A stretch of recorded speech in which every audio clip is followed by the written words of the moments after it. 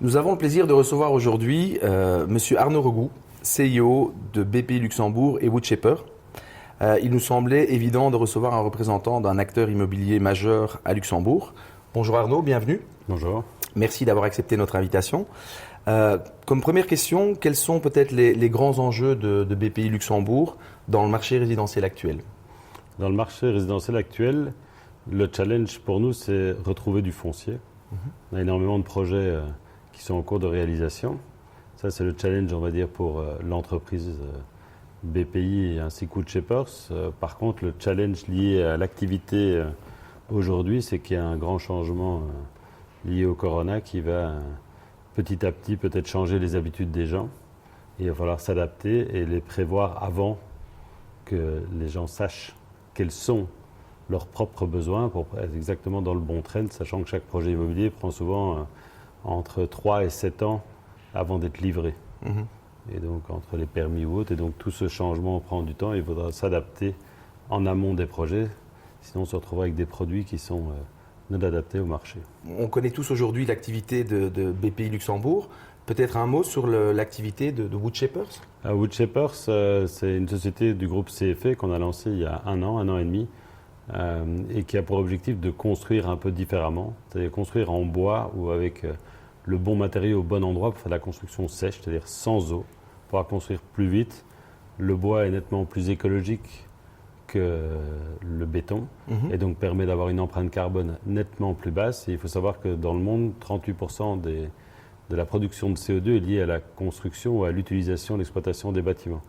Et donc aujourd'hui, dans le monde actuel, ne pas réfléchir à des solutions durables n'est plus possible. Et donc on s'est engagé dans cette voie et on tente de réaliser des projets de ce type. On réalise pour l'instant des maisons à Mertert en bois. On a lancé le siège de Baloise avec Eco Real Estate, qui est aussi toute la structure, les 9500 m² de bureaux hors sol sont en structure bois. Et donc, en dehors de l'empreinte carbone, on répond à aussi l'attente des clients où l'environnement bois est nettement plus sain, plus agréable, plus well-being.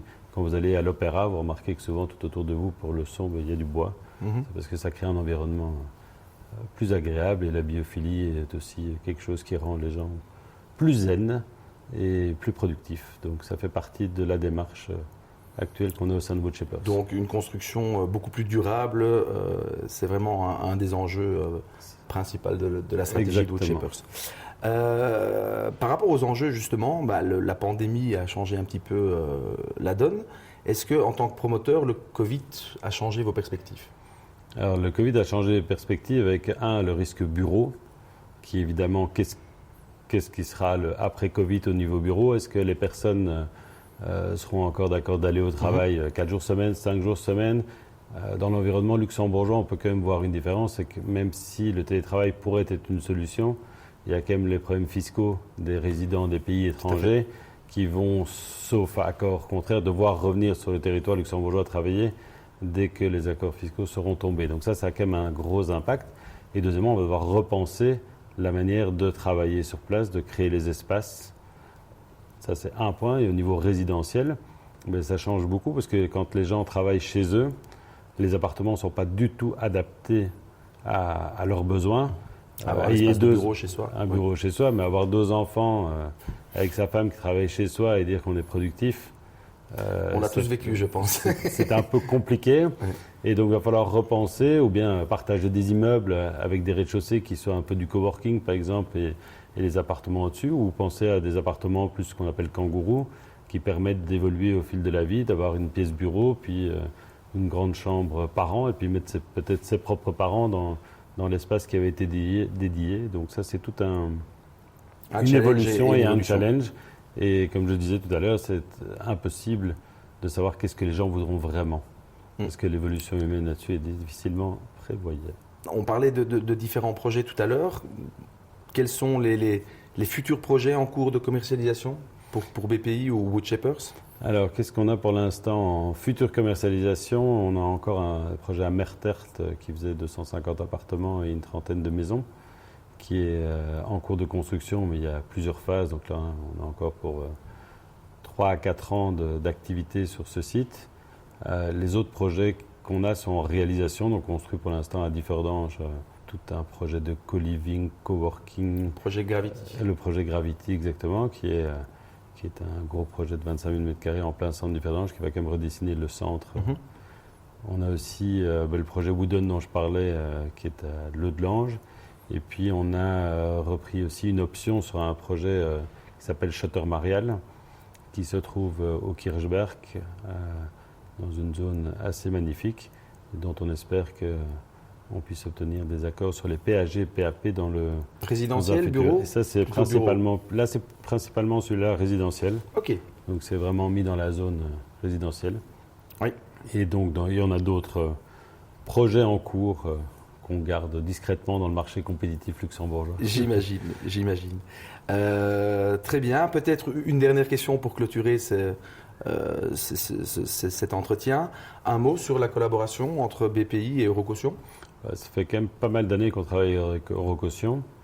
On a pris au tout début le pas de travailler avec Eurocaution, avec peut-être le premier point de vue est au départ le coût compétitif par rapport à la concurrence, on va dire, des banques. Classique, on avait le crédit et de l'autre côté la partie garantie d'achèvement. Maintenant, ce qui a changé, c'est que les équipes, je pense, chez Eurocaution sont quand même fortement élargies. Donc, on fait appel à Eurocaution pour d'autres types de garanties qu'on émet avec eux. Et donc, dans des cas où on est libre 100% de choisir les garanties d'achèvement, on a quand même assez forte tendance à travailler avec Eurocaution sur le marché. Le service est plutôt complet et bien suivi par les équipes. Très bien, ça fait toujours plaisir à entendre. Voilà, mais Arnaud, en tout cas, nous te remercions chaleureusement pour ton intervention.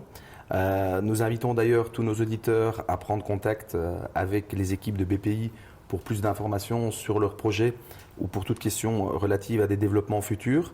Nous vous invitons à consulter les différentes capsules sur notre site internet, donc www.eurocaution-benelux.com, et à très bientôt pour d'autres vidéos. Merci Arnaud. Merci à toi.